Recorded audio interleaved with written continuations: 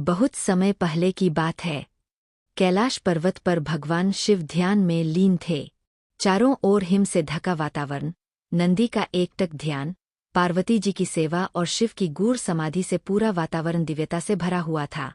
एक दिन ऋषि भृगु, नारद मुनि और कुछ अन्य देवता कैलाश पर्वत पर पहुंचे। उनका उद्देश्य था भगवान शिव से कुछ ऐसे प्रश्न पूछना जिनका उत्तर केवल एक त्रिकालदर्शी ही दे सकता है। नारद मुनि बोले, भोलेनाथ, संसार अज्ञान और मोह में डूबा हुआ है। लोग यह नहीं जानते कि जीवन का सही मार्ग क्या है। कृपा करके हमें कुछ ऐसे उपदेश दे जो युगों तक लोगों का मार्गदर्शन करें। भगवान शिव मुस्कराए। उन्होंने आंखें खोलीं और अपने भक्तों व ऋषियों की ओर देखा। फिर बोले, स्ट्रिख 1, ज्ञान और अहंकार में अंतर जानो। जिस प्रकार समुद्र में पानी अधिक होता है फिर भी वह शांत रहता है, वैसे ही सच्चे ज्ञानी व्यक्ति कभी अहंकार नहीं करते। जो ज्ञान में अहंकार लाते हैं वे केवल पांडित्य का प्रदर्शन करते हैं, आत्मज्ञान से कोसों दूर होते हैं। ऋषियों ने सिर झुकाकर इस सत्य को स्वीकार किया। स्ट्रिख 2, मृत्यु निश्चित है, पर जीवन को अर्थ देना तुम्हारे हाथ में है। शिव बोले, हर मनुष्य मृत्यु की ओर अग्रसर होता है, पर उसका जीवन सफल तभी होता है जब वह परोपकार, सेवा और प्रेम से भरा हो।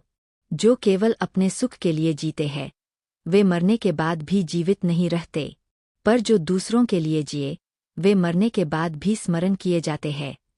स्ट्रिख 3, क्रोध अग्नि के समान है जो पहले खुद को जलाता है। क्रोध वह अग्नि है जो पहले तुम्हारे विचारों को नष्ट करता है, फिर रिश्तों को और अंत में तुम्हारे पूरे जीवन को। जो क्रोध को जीत लेता है वही सच्चा विजेता है। स्ट्रिख 4, संतोष सबसे बड़ा धन है। मनुष्य कितना भी धन इकट्ठा कर ले, यदि वह संतोषी नहीं है तो वह कभी सुखी नहीं हो सकता। जिस मन में संतोष होता है वही शांति और आनंद वास करते हैं। स्ट्रिख 5, तपस्या केवल जंगलों में नहीं, मन में होती है। लोग सोचते हैं कि ध्यान और तपस्या पहाड़ों में करनी होती है, परंतु सच्चा तप वही है जो मन के भीतर होता है। जब तुम मोह, माया, क्रोध और लोभ को त्यागते हो वही तुम्हारा ध्यान फलित होता है। स्ट्रिख 6, प्रेम ही सच्चा धर्म है। कोई पूजा, व्रत या हवन प्रेम